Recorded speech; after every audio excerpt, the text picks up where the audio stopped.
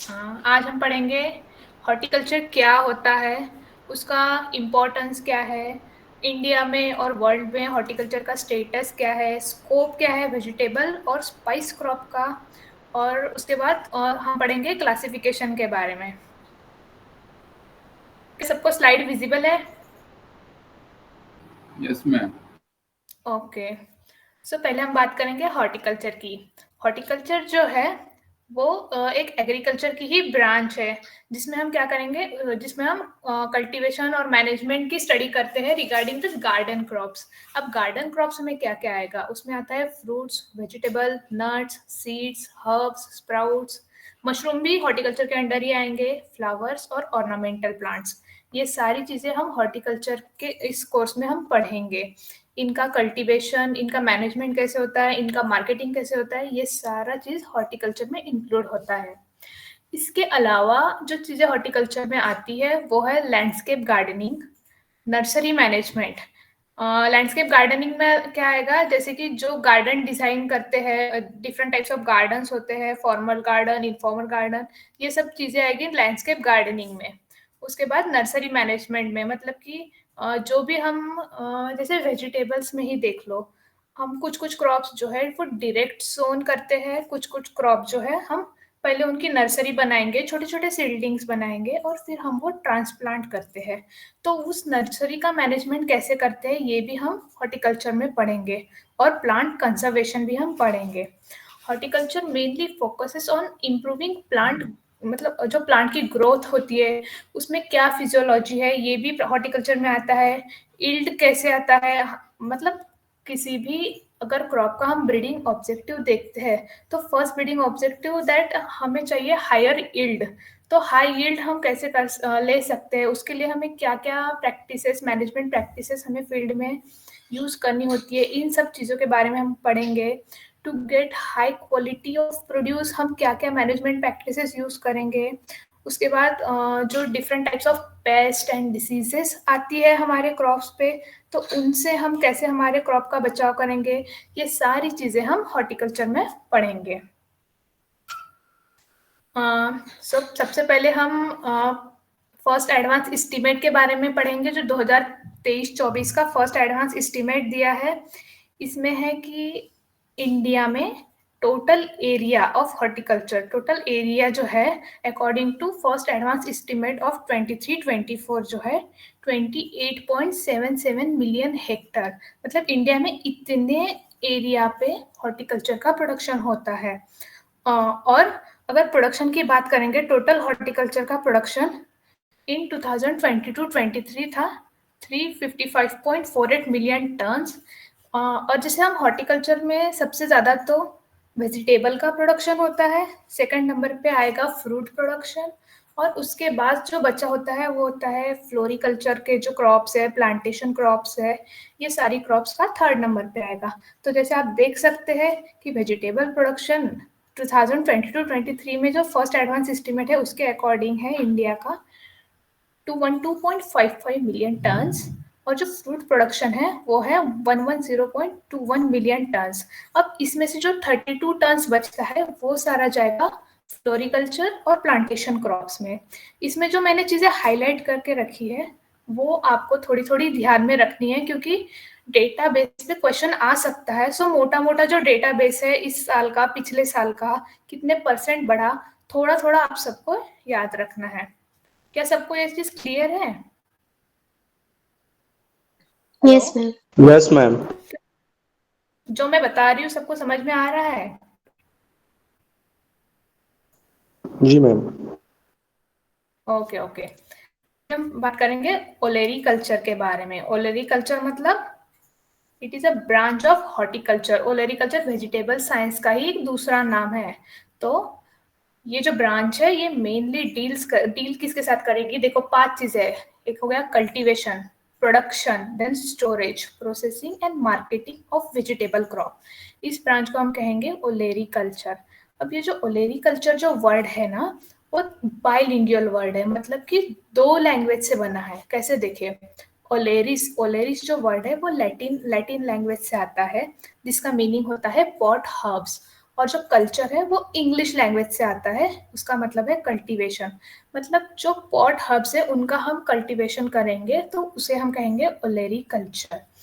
अगर वेजिटेबल की आपको अगर कोई डेफिनेशन पूछे, मतलब आपको एक कंसेप्ट क्लियर होना चाहिए कि भाई वेजिटेबल किस क्रॉप को हम कहेंगे, तो vegetable are those herbaceous plants of some, जिनका हम कुछ एडिबल पोर्शन, वो पार्ट कुछ भी हो सकता है, वो रूट हो सकता है, वो ट्यूबर हो सकता है, वो स्टेम, लीव्स, इन्फ्लोरोसेंस हो सकता है, जैसे कि ब्रोकली के केस में इन्फ्लोरोसेंस होता है।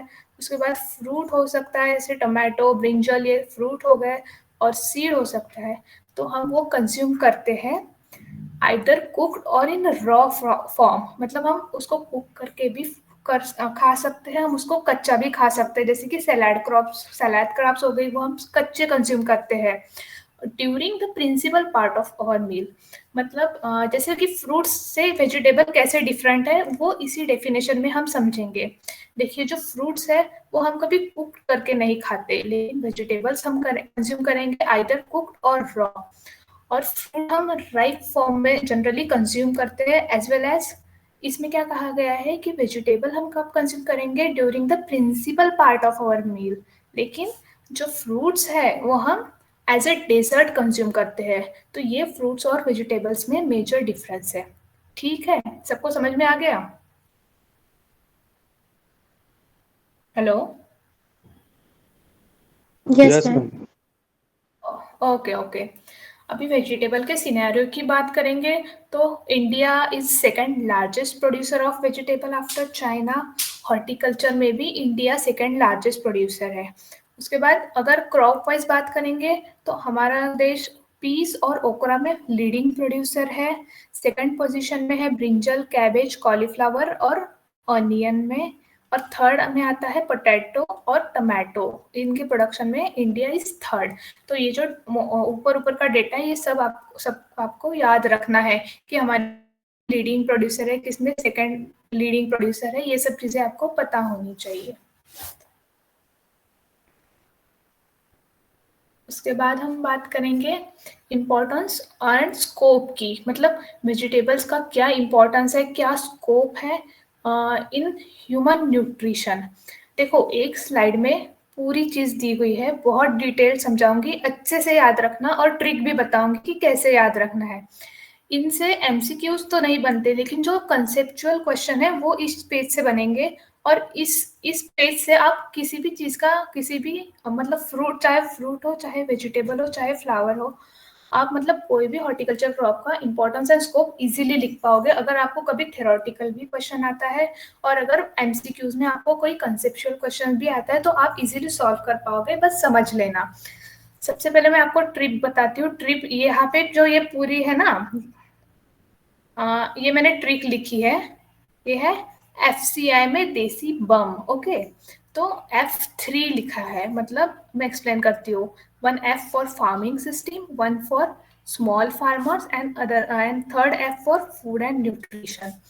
तो इन तीनों चीजों का कैसे इंपॉर्टेंस है, तो first thing is farming system को हम समझेंगे। फार्मिंग सिस्टम मतलब क्या होता है, किसी भी हॉर्टिकल्चर कमोडिटी के प्रोडक्शन टेक्नोलॉजी में, आप फ्रूट्स ले लो, वेजिटेबल्स ले लो, अगर हम डिफरेंट टाइप्स ऑफ सिस्टम अगर हम एक साथ करेंगे, जैसे कि हम फ्रूट का कल्टीवेशन भी कर रहे हैं, उसके साथ हम लाइफ स्टॉक भी हमारे पास है और पोल्ट्री भी हमारे पास है, हम 3-4 सिस्टम मिक्स करके अगर हम कुछ प्रोडक्शन ले रहे हैं तो वो हमें ज़्यादा प्रॉफिट देगा एज कंपेयर टू अगर सिंगल हम सिर्फ फ्रूट प्रोडक्शन कर रहे हैं।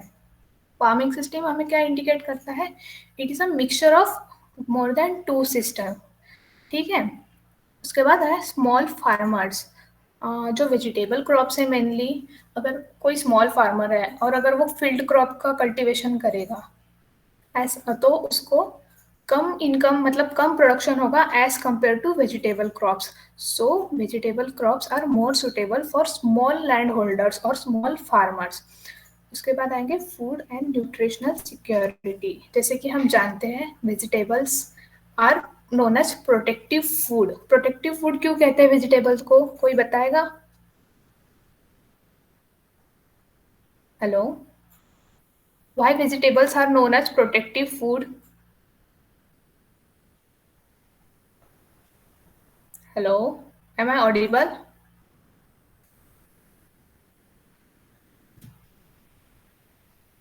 हेलो,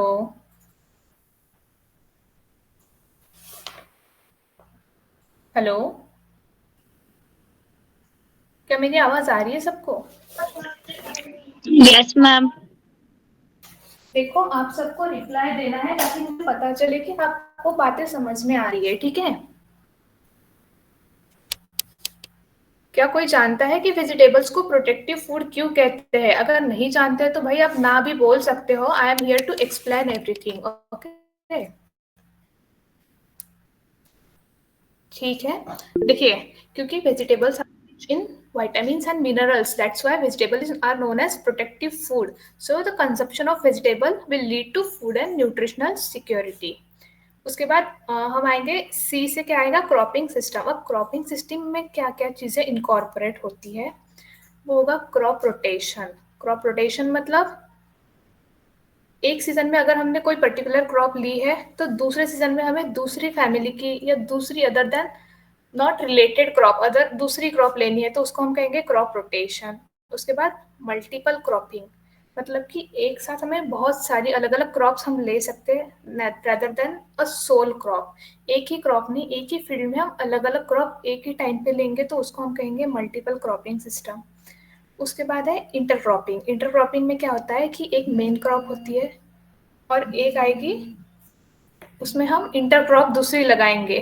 जो मेन क्रॉप होगी वो हमें, हमारा मेन फोकस उस पर होगा, और इंटरक्रॉप जो होगी वो हमें एडिशनल इनकम देगी। उसके बाद मिक्स्ड क्रॉपिंग और कंपेनियन क्रॉपिंग्स भी इसी में आएंगे। अगर हम इनकम की बात करें as compare to agronomical crop, agronomical crop में व्हीट, राइस, ये सारी जो क्रॉप्स है उनके कंपेयर में हॉर्टिकल्चरल क्रॉप्स में और वेजिटेबल क्रॉप्स में फार्मर को इनकम ज़्यादा होता है। It is more profitable than cereal crops, okay? क्योंकि इसका जो बीसी रेशो होता है वो भी हाई होता है। This is 0.76 is a BC ratio of cereal crops, sorry it's BC ratio of vegetable crops, और 0.15 जो है सीरियल क्रॉप्स का है। उसके बाद बात करेंगे मेल न्यूट्रिशन की। जैसे कि मैंने आप लोगों को बताया कि vegetables are rich source of vitamins and minerals, so it will help to overcome the malnutrition also. Export potential, vegetables का, फ्रूट्स का एक्सपोर्ट जो है as compare to cereal crops बहुत ज़्यादा है। इंडिया जो है बहुत सारे वेजिटेबल्स और फ्रूट्स का एक्सपोर्ट करता है। उसमें जो मेजर आएंगे जैसे ग्रेप्स आ गया, पोमोग्रेनेट आ गया, वेजिटेबल में अनियन है, चिली है, इनका हमारा कंट्री बहुत एक हाई लेवल पे एक्सपोर्ट करता है। So it will like 20 to 30% more foreign exchange than cereal. It gives us 20 to 30% more foreign exchange. So there is a high, मतलब importance भी है, और there is scope to increase this export also. Then digestible protein, मतलब vegetables में ऐसे protein होते हैं जो दैट आर डाइजेस्टेबल। उसके बाद बात करेंगे इकोनॉमिकल टू ग्रो। जो वेजिटेबल्स है उनमें स्टार्टिंग में लागत अगर ज़्यादा भी लगती है लेकिन इनकम ज़्यादा होता है as compare to cereals, that's why they are economical to grow. Then S से आएगा supplementary. Supplementary they are a source of supplementary income. मतलब देखिए, इकोनॉमिकल क्रॉप में क्या होता है, हमने एक बार क्रॉप लगा दी, फिर जब वो डायरेक्टली हार्वेस्ट होगी तभी फार्मर को इनकम मिलेगा। ड्यूरिंग द, मतलब जो बीच का टाइम है ना उसमें नहीं। लेकिन वेजिटेबल में क्या होता है कि अगर हम वीक के ड्यूरेशन में लगाए तो फार्मर को हर वीक के गैप पे भी इनकम मिल सकता है। So it is a source of supplementary income, और ज़्यादा टाइम भी नहीं लगता है। मिनिमम 1 से 2 महीने लगते हैं वेजिटेबल को मैच्योर होने में। जैसे लीफी वेजिटेबल्स है तो उनको बहुत कम टाइम लगता है मैच्योर होने में। उनके बाद है आई से होगा इंटेंसिव एम्प्लॉयमेंट अपॉर्चुनिटी।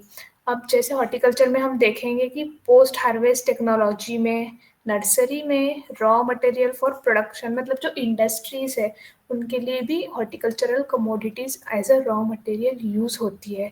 जैसे टमाटर हो गया, केचप इंडस्ट्री के लिए रॉ मटेरियल है, हल्दी हो गई, ये सारी चीज़ें रॉ मटेरियल है। So it will provide intensive employment opportunity as compare to cereal crop. Again vegetable crops produce more biomass.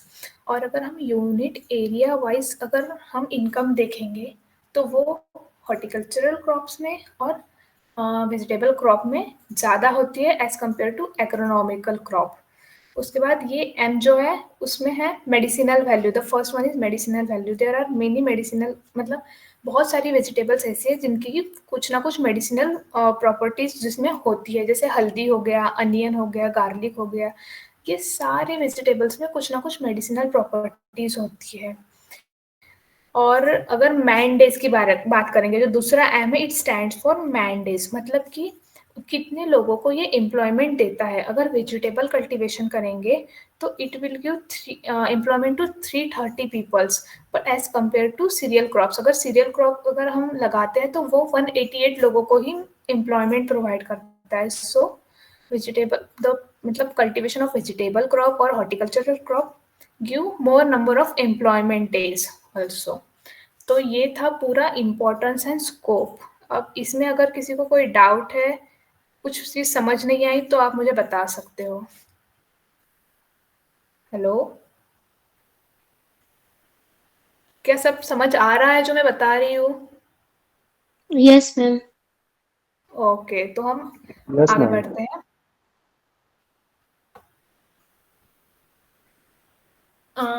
देखिए, एमसीक्यू के पॉइंट ऑफ व्यू से ये वाला टेबल जो है वो इम्पोर्टेंट है। इंडिया में वेजिटेबल क्रॉप्स का लीडिंग इन एरिया और प्रोडक्शन सेम ही क्रॉप्स है। इसकी ट्रिक है pot, P for potato, O for onion, T for tomato.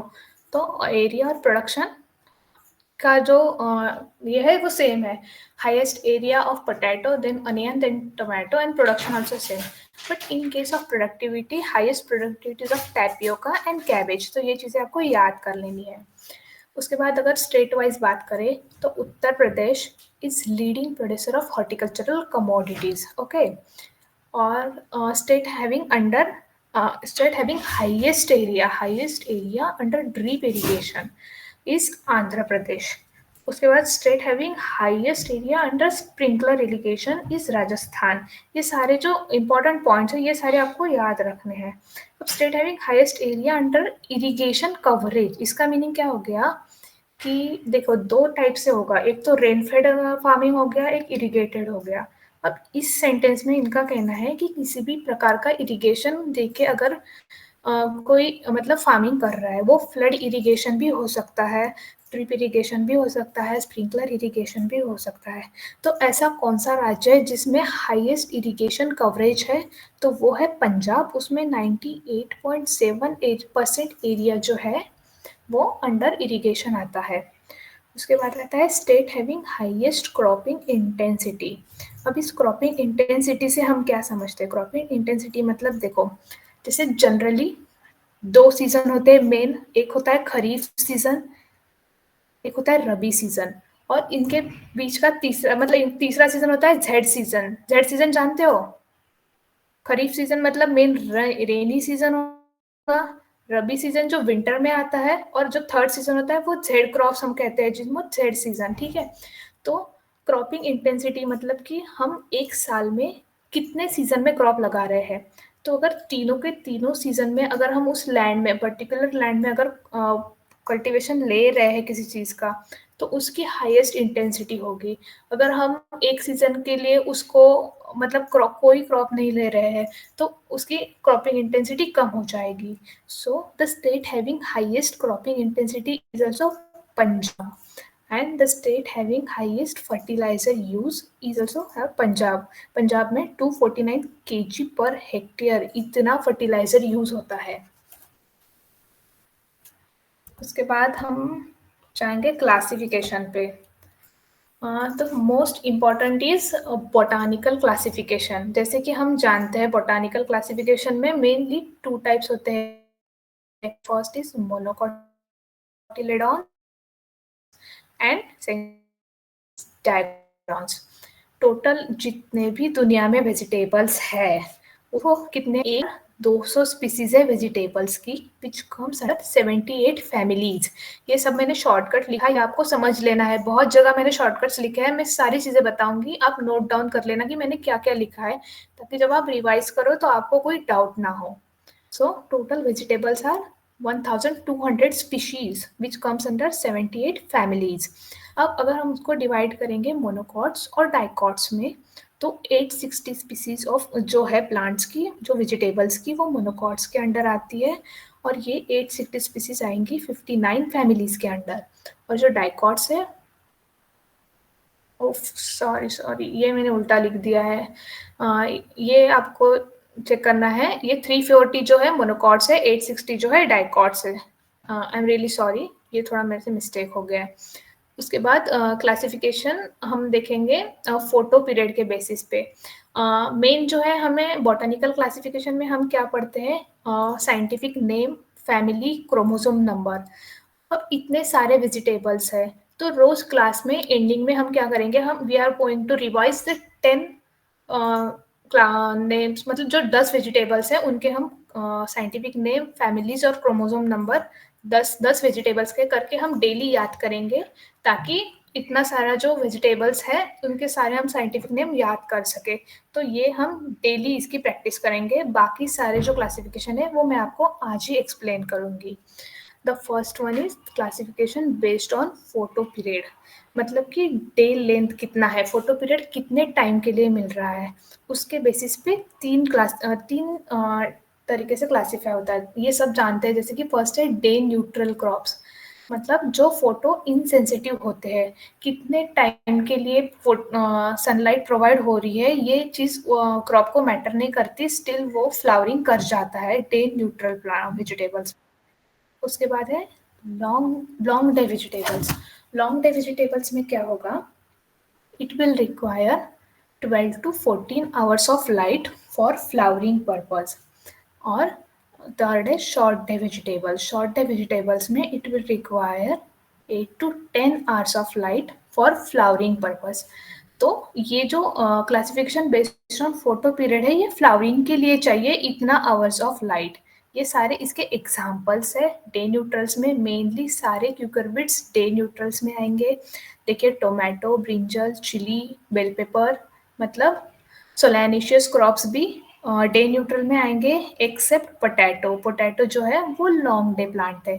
ये चीज़ आपको ऐसे ही याद रखनी है, सारे एग्जाम्पल्स जो आप लर्न करेंगे। All solanaceous are day neutral but potato is long day plant. उसके बाद okra, cowpea, French bean and amaranthus are also day neutral. अगर हम कोल क्रॉप्स की बात करेंगे तो वो लॉन्ग डे वेजिटेबल्स होते हैं फॉर सीड प्रोडक्शन, मतलब कि फ्लावरिंग के लिए उनको 12 to 14 आवर्स लाइट चाहिए, जैसे कैबेज, कॉलीफ्लावर हो गया। उसके बाद जो रूट क्रॉप्स है, रेडिश हो गया, टर्निप हो गया, लेटस को भी 12 to 14 आवर्स ऑफ लाइट चाहिए। तो ये सारे एग्जाम्पल्स आप याद कर लीजिए। और शॉर्ट डे में सारी बीन्स आएंगी एक्सेप्ट फ्रेंच बीन। ये ऐसे ही याद करना, एक्सेप्शन के बेसिस पे याद करना कि सारी बीन्स शॉर्ट डे वेजिटेबल्स है, बट जो फ्रेंच बीन है वो डे न्यूट्रल है। इस तरीके से आप याद रख सकते हैं। उसके बाद हम देखेंगे classification based on types of pollination. जैसे हम जानते हैं कि 3 टाइप्स ऑफ पॉलिनेशन, मतलब 3 इसमें हम डिवाइड करते हैं, जैसे कि self pollination, often cross pollination और क्रॉस पॉलिनेशन। अब ये तो हम कह लेंगे कि किस बेसिस पे हमने ये डिवाइड किया है कि पर्टिकुलर क्रॉप सेल्फ पॉलिनेटेड है, ऑफन क्रॉस पॉलिनेटेड है या क्रॉस पॉलिनेटेड है। ये यहाँ दिखा है, देखिए जो एक्सटेंट ऑफ क्रॉस पॉलिनेशन। अब ऐसे तो है नहीं कि टमाटर सेल्फ पॉलिनेटेड है तो उसमें हर जो फ्रूट है वो सेल्फ पॉलिनेशन, उसका खुद का पोलन उसी के स्टिग्मा पे जाएगा, ऐसे होता नहीं है। सेल्फ पॉलिनेटेड क्रॉप में भी कुछ परसेंट तक क्रॉस पॉलिनेशन होता है। तो जिन जिन क्रॉप्स में, जिन प्लांट्स में 0 to 5% क्रॉस पॉलिनेशन होता है, उनको हम सेल्फ पॉलिनेटेड क्रॉप्स बोलते हैं। उसके बाद जिसमें 5 to 12% क्रॉस पॉलिनेशन होगा उनको हम कहेंगे ऑफन क्रॉस पॉलिनेटेड, और जिनमें मोर देन 12% क्रॉस पॉलिनेशन होगा उनको हम क्रॉस पॉलिनेटेड प्लांट्स में लेंगे। तो ये सारे एग्जाम्पल्स हैं सेल्फ पॉलिनेटेड क्रॉप्स के, ये आपको याद रखने हैं। Mainly question often cross pollinated पे आता है, तो brinjal, chilli, capsicum and okra, these are the examples of often cross pollinated plant.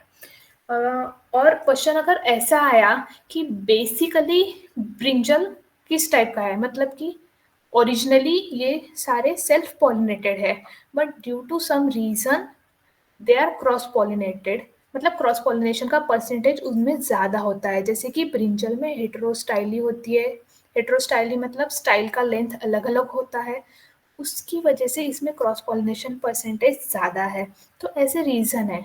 अगर आपको क्वेश्चन आता है कि बेसिकली ओरिजिनली ये लोग क्या है, तो ये सेल्फ पॉलिनेटेड क्रॉप्स है, बट हम इनको ऑफन क्रॉस पॉलिनेशन में आएंगे। अगर ऑप्शन में ऑफन क्रॉस पॉलिनेशन होगा और अगर क्वेश्चन में बेसिकली या ओरिजिनली ऐसा वर्ड नहीं होगा, then often cross pollination is correct answer. और जो क्रॉस पॉलिनेटेड में आएगा सारे क्यूकरबिट्स आएंगे, सेलेरी, पार्सले, अमरैंथस, स्पिनैच, सारे कोल क्रॉप्स आएंगे क्रॉस पॉलिनेटेड क्रॉप्स में। और अनियन, कैरेट, रेडिश, टर्निप, मतलब ये जो सारे रूट क्रॉप्स भी है वो भी सारे क्रॉस पॉलिनेशन में आते हैं। ठीक है, सबको समझ आ रहा है? हेलो। Yes, ma'am. ओके, ये सारे एग्जांपल्स आपको याद करने हैं कि कौन से, मतलब मैंने मेजर क्रॉप्स के ही एग्जांपल दिए हैं, तो ये सारे आप याद कर लेना ताकि आपको एग्जाम में अगर एग्जांपल आए तो आप मतलब लिख सको। उसके बाद हम बात करेंगे कि classification based on root depth, किस प्लांट का रूट कितना डीप जाएगा उसके बेसिस पे 5 इस टाइप्स में क्लासिफाई किया गया है। The first one is very shallow rooted, मतलब कि जिनकी रूट्स जो है वो बहुत ऊपर ऊपर ही रहती है जमीन में, मतलब अप टू 15 to 30 सेंटीमीटर्स। जो हमारे बल्ब क्रॉप्स है जैसे अनियन हो गया, जो छोटे साइज का रेडिश होता है वो भी वेरी शैलो रूटेड में आएगा, और लेटेस्ट जो होता है वो भी शैलो रूटेड में आता है। उसके बाद है शैलो रूटेड क्रॉप्स, जिनका 30 to 60 सेंटीमीटर डीप रूट जाएगा, उनको हम कहेंगे शैलो रूटेड। उसके एग्जांपल्स है सारे cole crops, potato, radish, garlic and cowpea. उसके बाद है मॉडरेटली डीप रूटेड, रेंज याद रखना, देखो 60 to 90 में आएगा मॉडरेटली डीप रूटेड। इसमें आएंगे cucumber, musk melon, brinjal, beetroot, carrot and french bean. जो मेन एग्जांपल्स है वो याद रख लेना। उसके बाद deep rooted crops, deep rooted crop का रूट्स जो है 90 to 120 सेंटीमीटर तक डीप जाएगा, तो उसमें आएंगे पी, टर्निप, चिली और समर स्क्वैश। और very deep rooted crop, mainly very deep rooted crop में क्यूकम्बर्स आएंगे, लेकिन जैसे आप, मैंने अभी आपको बोला आपको एक्सेप्शन याद रखना है, क्यूकम्बर आएगा मॉडरेटली डीप रूटेड में, और समर स्क्वैश जो है वो डीप रूटेड। बाकी सारे जो क्यूकम्बर्स है, देखो पंपकिन हो गया, विंटर स्क्वैश हो गया, वाटरमेलन हो गया, ऐश गॉर्ड भी है, उसके बाद पॉइंटेड गार्ड, आईवी गार्ड, ये सारे जो आएंगे वेरी डीप रूटेड क्रॉप में आते हैं। Tomato, tomato also is very deep rooted crop. Okay, उसके बाद asparagus and cluster bean are also important example. क्या किसी को डियारा कल्टीवेशन के बारे में पता है? What is Diara cultivation? कौन बताएगा? हेलो।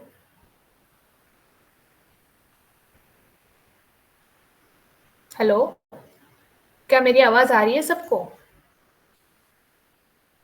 Yes, ma'am. ओके, मैं बताती हूँ डियारा कल्टीवेशन क्या होता है। जो रिवर के बगल की जो लैंड होती है, जो सैंडी लैंड होती है, उसमें कल्टीवेशन मतलब कि वेजिटेबल्स का कल्टीवेशन किया जाता है। मेनली पॉइंटेड गार्ड और आईवी गार्ड का, पॉइंटेड गार्ड मतलब परवल, परवल का कल्टीवेशन किया जाता है। जो गंगा रिवर है बिहार में जो बहती है, तो वहाँ पे सैंडी लैंड में वो फार्मर्स क्या करेंगे, सोइंग कर देंगे, उसके बाद वो कुछ भी नहीं देखते हैं। नो मतलब जो हम इंटर कल्टीवेशन प्रैक्टिसेस करते हैं उसके लिए जो कॉस्ट लगती है, तो वो उनको कुछ नहीं, बस वो लगा देंगे उस लैंड पे और उसके बाद डायरेक्टली वो हार्वेस्ट करेंगे, मतलब बहुत कम कॉस्ट में वो वहाँ से प्रोडक्शन लेते हैं। तो इसमें क्या होता है कि वो लोग very deep rooted crops use करते हैं। क्यों? क्योंकि वहाँ रिवर साइड में ही है, तो रूट्स जो है जिनके वेरी डीप रूटेड है जो, तो वो अंदर जाके वहाँ से पानी खुद से खुद लेता है। और इसमें क्या होता है कि उनको मतलब बहुत कम कॉस्ट में उनको अच्छा खासा प्रोडक्शन होता है, तो उसको डियारा कल्टीवेशन बोलते हैं। ये आपको याद रखना है, ये टर्म आपको आ सकता है, डियारा कल्टीवेशन क्या है। ओके, तो ये मेनली गंगा रिवर बैंक में होता है और इसमें मेन जो क्रॉप्स ली जाती है वो होती है क्यूकुरबिटेशियस क्रॉप्स, जिसमें सबसे मेन है पॉइंटेड गार्ड। ओके, उसके बाद हम पढ़ेंगे classification based on the type of inflorescence. अब ये जो चीज़ है वो सीधे याद करने वाली चीज़ है, ठीक है।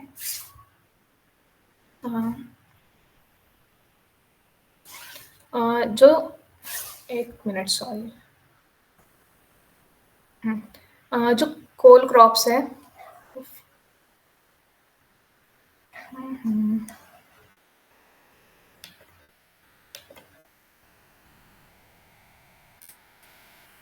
ओके, जो कोल क्रॉप्स है उसमें एक्सेप्ट कैबेज, कॉलीफ्लावर, ब्रोकली। अब ऐसे भी याद रख सकते हैं या फिर आप कैबेज कॉलीफ्लावर का अलग अलग से याद रखो। कोल क्रॉप्स में 6 क्रॉप आते हैं, उसमें से 3 में जो होता है वो रेशमी इन्फ्लोरेसेंस होता है। उसके बाद क्यूकुरबिट्स, रेडिश, टर्निप और पीस और बीन्स में भी रेशमी इन्फ्लोरेसेंस होता है। अब कैबेज की बात करेंगे तो यहाँ देखो, कैबेज में होता है कैटकीन इन्फ्लोरेसेंस, ठीक है। उसके बाद जो काइम होता है वो आएगा स्पिनैच में, स्वीट पोटैटो, ब्रोकली में काइम होता है। उसके बाद brinjal, tomato, potato and cauliflower. Umbel आएगा अनियन में, अनियन के साथ सेलरी और garlic are the examples of umbel. और जो कंपाउंड एम्बेल है उसके एग्जाम्पल्स है कैरट एंड कोरिएंडर। मतलब जो एपियेसी फैमिली के मेंबर्स है उसमें आएगा कंपाउंड अम्बेल। तो आप ये फैमिली वाइज भी याद कर सकते हो कि एपियेसी में आएगा कंपाउंड अम्बेल। उसके बाद जो लेटस और ग्लोब आर्टिचोक, ये थोड़ा इंपॉर्टेंट है क्योंकि कैपिटुलम इन्फ्लोरेसेंस पे जनरली क्वेश्चन आता है। तो लेटस और ग्लोब आर्टिचोक में कैपिटुलम टाइप ऑफ इन्फ्लोरेसन होता है। उसके बाद ड्रमस्टिक और कसामा में पेनिकल होता है। बीटरूट, अमरैंथस और पालक में स्पाइक होता है। ये आप याद रखना, अमरैंथस इज इम्पॉर्टेंट, उसका भी इन्फ्लोरेसेंस का क्वेश्चन बहुत बार आता है। उसके बाद कोलोकेशिया और एलिफेंट फुट याम में स्पैडिक्स होता है। ये सारी याद करने वाली चीज़ें हैं। हॉर्टिकल्चर में आपको बहुत सारी चीज़ें जो है वो रटनी पड़ेगी, और जो सारे कंसेप्ट हैं वो मैं आपको बता दूंगी कि ये कंसेप्चुअल चीज़ें हैं, और जो रटने वाली चीज़ें हैं उनको बार बार पढ़ते रहोगे तो ऑटोमेटिकली याद हो जाएगी आप सबको। उसके बाद हम पढ़ेंगे classification based on respiration rate of produce. मतलब कि पर्टिकुलर कम्योडिटी हार्वेस्ट करने के बाद कितने रेट पे रेस्पिरेशन करती है, तो उसके बेसिस पे ये डिवाइड किया गया है। The first one is extremely high. इसमें क्या होगा, more than 60 mg carbon dioxide. एक कोई प्लांट 1 kg जो अगर हम प्रोड्यूस है वो 1 घंटे में इतना mg कार्बन डाइऑक्साइड प्रोड्यूस करेगा। यही चीज़ सारे इसमें, ये जो यूनिट है ये आप देख सकते हो, इसको समझने के लिए मैंने आपको ये बताया, तो ये सब इसमें लागू होगा। तो एक्सट्रीमली हाई में क्या आएगा, स्पिनैच, एस्पैरागस, ग्रीन पीस और मशरूम। देखो अब जो रेट ऑफ रेस्पिरेशन है वो इन्वर्सली प्रोपोर्शनल होता है शेल्फ लाइफ के। सीधी सीधी समझने वाली बात है, जैसे कि लीफी वेजिटेबल्स हो गए, वो हमें जल्दी कंज्यूम करने पड़ती है क्योंकि उनका शेल्फ लाइफ बहुत कम होता है। तो क्योंकि उनका रेस्पिरेशन रेट आफ्टर हार्वेस्ट बहुत हाई होता है। जैसे आप इजीली समझ पाओगे, जो हम ज़्यादा देर स्टोर कर सकते हैं उनका, जैसे कि पोटैटो हो गया, अनियन हो गया, उनका रेस्पिरेशन रेट बहुत कम होता है, इसलिए हम ज़्यादा देर तक स्टोर कर सकते हैं। या हम ऐसे भी कहेंगे कि इनकी शेल्फ लाइफ ज़्यादा है, और जिनकी शेल्फ लाइफ कम है उनका हाई रेस्पिरेशन रेट होता है। अब जैसे वेरी हाई में आएगा green onion, watermelon, musk melon. उसके बाद cauliflower, broccoli, brussels sprouts and okra. उसके बाद हाई रेस्पिरेशन रेट के अंडर आएंगे पीस, बीन्स, लेटस और रेडिश। मॉडरेट रेस्पिरेशन रेट में टमाटो, चिली, कैप्सिकम, मतलब ये मेन सोलानेशियस क्रॉप्स हो गए। उसके बाद आएगा कैरेट और बीट ऑल्सो। और लो रेस्पिरेशन रेट मतलब we can store them for a longer period of time, उसमें आएगा turnip, sweet potato, cucumber and cabbage. और वेरी वेरी लो, मतलब जैसे पोटैटो और ऑनियन, जैसे आप सब लोग जानती हैं, हम बहुत दिनों तक हम स्टोर कर सकते हैं at room temperature, because there respiration rate is very low. उसके बाद हम बात करेंगे कि classification based on salinity tolerance. अब सैलिनिटी टॉलरेंस मतलब कि अगर कोई क्रॉप हमने लगाई है और अगर मिट्टी में सॉल्ट का परसेंटेज ज़्यादा है, तो ऐसी कौन सी क्रॉप्स है जो टॉलरेट कर पाएंगी और ऐसी कौन सी क्रॉप है जो बिल्कुल ही टॉलरेट नहीं कर पाती है। So the first is less tolerant, मतलब जो बिल्कुल टॉलरेट नहीं करती है सैलिनिटी को, वो है potato, sweet potato, snake gourd, sweet pepper, peas, brinjal, उसके बाद आर्टिचोक, सेलरी, बीन्स और रेडिश। तो ये जो सारी क्रॉप्स है वो बिल्कुल ही सैलिनिटी को टॉलरेट नहीं कर पाती है। अगर सॉइल में थोड़ी भी सॉइल सैलिनिटी आ जाएगी तो इनका प्रोडक्शन, इनका यील्ड पे इफेक्ट होगा। उसके बाद है मॉडरेटली टॉलरेंट। तो ये सारी जो क्रॉप्स है मैंने दी रखी है, आपको याद रखनी है कि tomato, broccoli, chilli, watermelon, whatever I have written here. जो मेन एग्जांपल्स आते हैं, अमरैंथस पे आएगा, पोटैटो पे आएगा, सैलिनिटी के केस पे कि लेस टॉलरेंट है। तो ये सारी चीज़ें आपको याद रखनी है। उसके बाद जो टॉलरेट कर पाते हैं, जो सैलिनिटी को टॉलरेट कर पाते हैं, ऐसी जो क्रॉप्स है वो मेनली है बीट, फ्रेंच बीन, केल, टर्निप, पालक, लेटस, एस्पैरागस, बिटर गॉर्ड और एश गॉर्ड। देखो क्यूकुरबिटेसी से दो है, बिटर गॉर्ड और एश गॉर्ड, जो कि सैलिनिटी को टॉलरेट कर लेते हैं अच्छे से। उसके बाद एसिडिटी, सॉइल एसिडिटी टॉलरेंस। अब ऐसे कौन सी क्रॉप्स है जो सॉइल एसिडिटी को, देखो आप बहुत सारी चीज़ें देखोगे कि इसके अपोजिट होगा। जैसे कि यहाँ पे पोटैटो जो है वो सैलिनिटी को टॉलरेट नहीं कर पाता है, लेकिन पोटैटो एसिडिटी को बहुत अच्छे से टॉलरेट कर लेता है। पोटैटो, स्वीट पोटैटो हो गया। उसके बाद जो less tolerant to soil acidity है वो है okra, onion, cabbage, cauliflower, chinese cabbage और मस्क मेलन। और जो मॉडरेटली टॉलरेंट है वो आप देखेंगे कि मॉडरेटली टॉलरेंट टू सैलिनिटी और मॉडरेटली टॉलरेंट टू एसिडिटी में मोस्ट ऑफ द सेम ही क्रॉप्स होंगे। जैसे टोमेटो हो गया तो वो मॉडरेटली टॉलरेट करता है, चिली भी हो गया जो मॉडरेटली टॉलरेट करता है। तो थोड़ा सा एग्जाम्पल सेम ही रहता है मॉडरेटली टॉलरेंट का। उसके बाद radish, summer squash, winter squash, ये भी मॉडरेटली टॉलरेट करते हैं। यहाँ भी आप देखोगे summer squash is moderately tolerant. फिर tolerant to acidity are potato, sweet potato, rhubarb and watermelon. तो ये सारे एग्जाम्पल्स आपको याद रखने हैं। उसके बाद हम देखेंगे classification of plant on the basis of plant part we are use for our consumption. ठीक है, तो जैसे हम जानते हैं कि there are different plant parts we are use generally. जैसे लीव्स की बात करेंगे तो जो अमरैंथस है, चौलाई हम जिसको बोलते हैं, छोटी चौलाई, बड़ी चौलाई, आप सबने सुना होगा। तो इसमें हम लीव्स कंज्यूम करते हैं। तो उसके बाद फेनुग्रीक हो गया, स्पिनैच हो गया और पालक हो गया। इन सब वेजिटेबल्स में हम उनका लीव्स कंज्यूम करेंगे। उसके बाद हेड, तो हेड जो टर्म आती है वो मेनली हम यूज़ करते हैं कैबेज में। कैबेज में हम हेड कंज्यूम करते हैं और ब्रुसेल्स स्प्राउट में भी हेड कंज्यूम करते हैं। अगर बहुत ज़्यादा स्पेसिफिकली हमें पूछा गया है कि इसका एडिबल पार्ट किस चीज़ से अराइज होता है या क्या है, अगर ऑप्शन में हेड नहीं है लेकिन अगर ऑप्शन में टर्मिनल बड है तो टर्मिनल बड आंसर होगा कैबेज का। But in case of Brussels sprout हम एक्सिलरी बड कंज्यूम करते हैं।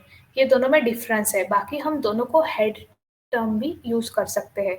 जो चीज़ें मैं एक्स्ट्रा बता दे रही हूँ आपको नोट डाउन करते जाना है, क्योंकि बहुत सारी चीज़ें जो मैं पीपीटी में नहीं इंक्लूड कर पाती हूँ, लेकिन जैसे मैं पढ़ा रही हूँ मुझे याद आ रहा है तो मैं आपको बता दूंगी। तो कैबेज के एडिबल पोर्शन को हम टर्मिनल बड भी बोलेंगे और ब्रुसेल्स स्प्राउट के एडिबल पोर्शन को एक्सिलरी बड भी बोलेंगे। उसके बाद ऐसे भी बहुत सारे वेजिटेबल्स हैं जिसमें हम फ्रूट्स कंज्यूम करते हैं, जैसे टमाटो, ब्रिंजल, ओकरा, पीज, बीन्स और ऑल कुकुरबिट्स जो है जिसमें हम फ्रूट्स कंज्यूम करते हैं।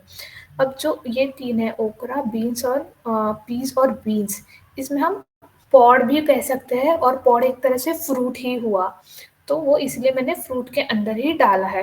अगर क्वेश्चन में आता है कि इसमें हम पॉड किस कौन सी वेजिटेबल है जिसमें हम पॉड यूज करते हैं, तो ओकरा भी पॉड ही है और पीज और बीन्स आर आल्सो पॉड्स। उसके बाद ब्रोकली और ग्लोब आर्टिचोक, ये दो ऐसे वेजिटेबल्स हैं जिनमें हम फ्लावर हेड उनका कंज्यूम करेंगे। उसके बाद पोटैटो, पोटैटो में हम स्टेम, ट्यूबर, ट्यूबर्स भी बहुत तरीके के होते हैं। अंडरग्राउंड ट्यूबर है, अगर वो स्टेम से मतलब स्टेम मॉडिफिकेशन से हुआ है तो स्टेम ट्यूबर होगा। अगर रूट के मॉडिफिकेशन से ट्यूबर बना है तो वो रूट ट्यूबर होगा। तो potato is stem tuber, underground stem. और अगर अंडरग्राउंड रूट ट्यूबर का एग्जांपल है तो वो है स्वीट पोटैटो एंड टेपियोका। उसके बाद है जो अनियन और गार्लिक में हम लोग बल्ब कंज्यूम करते हैं। उसके बाद रूट वेजिटेबल्स में कौन से आएंगे? कैरेट, रेडिश, टर्निप, बीटरूट और पार्सनिप। ये एग्जांपल में आ सकता है। पार्सनिप में हम रूट्स कंज्यूम करते हैं। उसके बाद कोलोकेशिया और एलिफेंट फुट याम में हम कॉम्स कंज्यूम करते हैं। कॉम्स। तो ये जो स्पेसिफिक टर्म्स है ना, जो जिस पे मैं फोकस कर रही हूँ, वो आपको याद रखनी है कि ये इस स्पेसिफिक वेजिटेबल्स के लिए ही यूज होती है। जैसे अगर हेड टर्म आ गई तो या तो कैबेज की बात होगी या तो ब्रसेल्स स्प्राउट की बात होगी। हम कॉलीफ्लावर में हेड नहीं बोलते हैं, सिर्फ कैबेज में ही हेड बोलेंगे। कॉलीफ्लावर के केस में हम उसको कर्ड बोलते हैं। जो इन्फ्लोरेसेंस है, इन्फ्लोरेसेंस भी नहीं होता है, वो उसकी पहले की स्टेज होती है, तो उसे हम कर्ड बोलते हैं। उसके बाद अगाथी। अगाथी जो वेजिटेबल है उसमें हम फ्लावर कंज्यूम करते हैं। और उसके साथ ही जो पंपकिन का मेल फ्लावर होता है वो भी बहुत सारी जगह पे एज अ वेजिटेबल कंज्यूम किया जाता है। और कॉलीफ्लावर, इन कॉलीफ्लावर हम क्या कहेंगे? Pre floral apical meristem. अब ये टर्म जैसे मैं एक्सप्लेन करूंगी आपको। प्री फ्लोरल मतलब कि ये स्टेज जो है फ्लावरिंग के पहले की स्टेज है, लेकिन जो बड फॉर्मेशन है वो हो चुका है। तो अपाइकल मेरिस्टम क्या होता है? जो शूट का सबसे ऊपर का पोर्शन होता है उसको हम कहेंगे अपाइकल मेरिस्टम। तो इसमें एक इंटरमीडिएट स्टेज होती है कॉलीफ्लावर में, उस बर्ड और फ्लावर के बीच में, तो उसे हम कहते हैं प्री फ्लोरल अपाइकल मेरिस्टम। तो हम ये पार्ट कंज्यूम करते हैं जिसको हम कर्ड भी कहते हैं। तो ये आप याद रखना।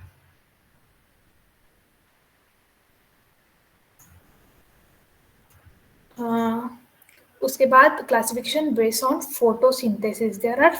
Based on photosynthesis there are two types. The first one is C4 type and second is C3 type. Question generally C4 type पे आता है क्योंकि बहुत कम एग्जांपल है जो C4 के हैं, जैसे एमेरैंथस हो गया, ग्लोब आर्टिचोक हो गया। ये दो बहुत इंपॉर्टेंट है, इस पे क्वेश्चन आता ही आता है कि amaranthus is which type of, like C3 और C4 और बोथ और नन, ऐसे आपको क्वेश्चन आ सकता है। तो आपको पता होना चाहिए अमरैंथस, ग्लोब आर्टिचोक। उसके बाद baby corn and basella, this are C4 plants. Other than these all are C3 plants. But still confuse करने के लिए जो क्वेश्चंस देते हैं जनरली उसमें मैंने सारे मेंशन कर दिए हैं कि आपको पता होना चाहिए कि ये सारे C3 प्लांट्स है, जैसे lettuce, sugar beet, carrot, tomato, potato और स्वीट पोटैटो। इसमें वो कंफ्यूज करने के लिए क्वेश्चन दे सकते हैं, बट ये सारे C3 है। C4 के एग्जांपल वेजिटेबल में ये 4 ही है, so you have to learn this. उसके बाद based on the climatic zones, अब जैसे ये सब हमने बहुत स्टार्टिंग से पढ़ा ही है कि तीन क्लासिफिकेशन है। The first one is tropical, then second sub tropical और टेम्परेट। तो अब आप मुझे बताइए कि what is the difference between tropical and sub tropical climate? क्या कोई बता सकता है? Hello, am I audible? Hello, क्या मेरी Yes. आवाज आ रही है सब? देखो, आप लोग आंसर करेंगे तो मुझे पता चलेगा कि आपको कौन से कंसेप्ट आपके क्लियर है। ठीक है, चलिए मैं बता देती हूँ। तो ट्रॉपिकल जो क्लाइमेट होता है उसमें क्या होता है कि जो विंटर और समर का जो टेम्परेचर है उसमें ज़्यादा डिफरेंस नहीं होता है। बट इन केस ऑफ सब ट्रॉपिकल, समर और विंटर के एवरेज टेम्परेचर में बहुत ज़्यादा डिफरेंस होता है। मतलब उसमें इजीली हम डिस्टिंग्विश कर पाएंगे कि ये समर सीजन है और ये विंटर सीजन है। तो उसे हम सब ट्रॉपिकल क्लाइमेट करते हैं और ट्रॉपिकल में ज़्यादा डिफरेंस, टेम्परेचर डिफरेंस नहीं होता है।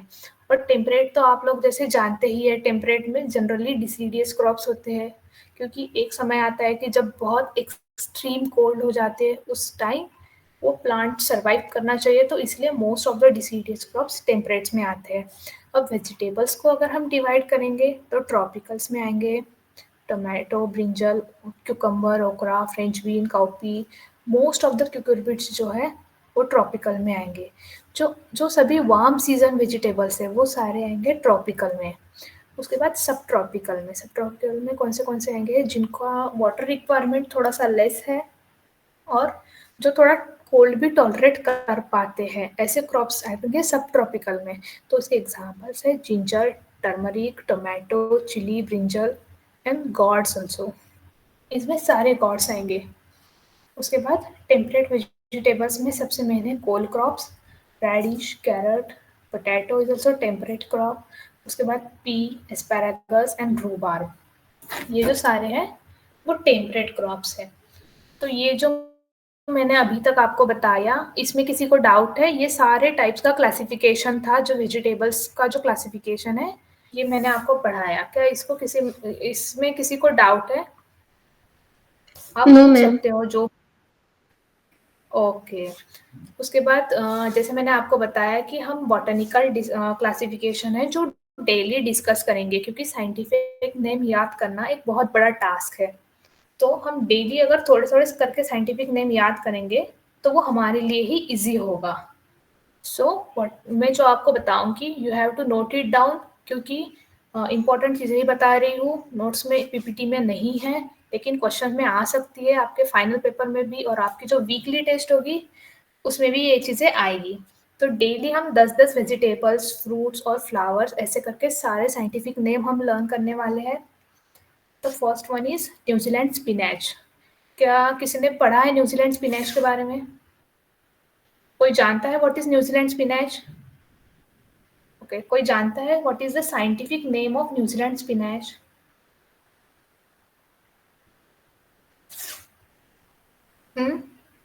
Anyone having idea?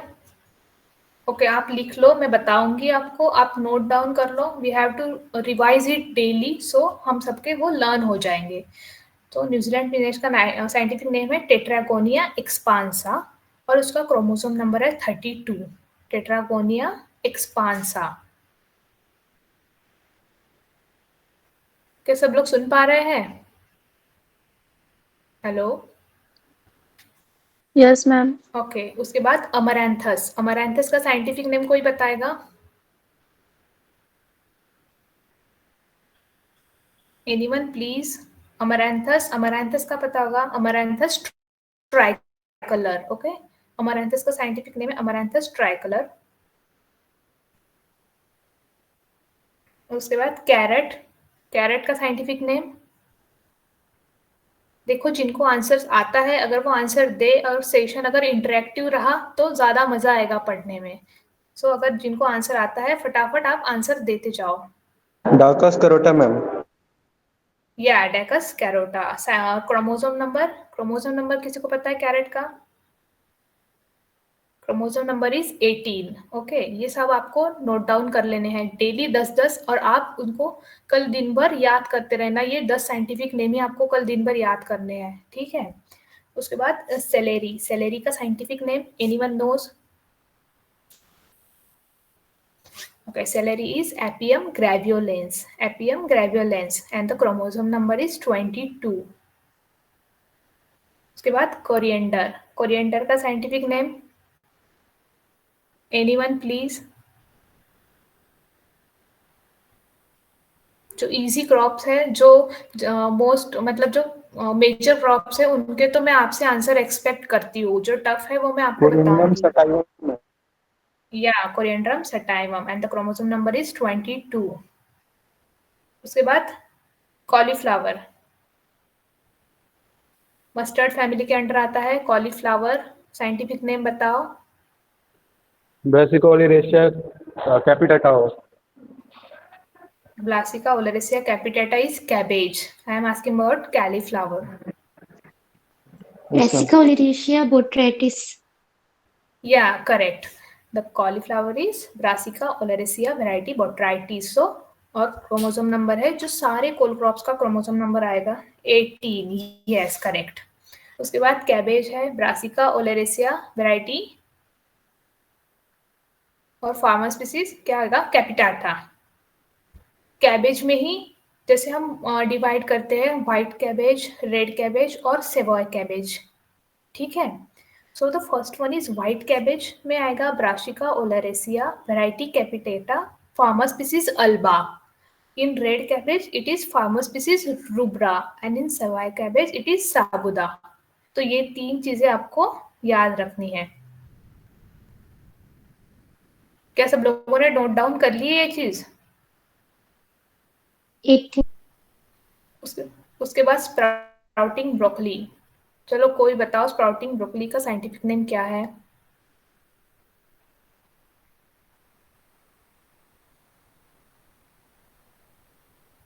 एनीवन?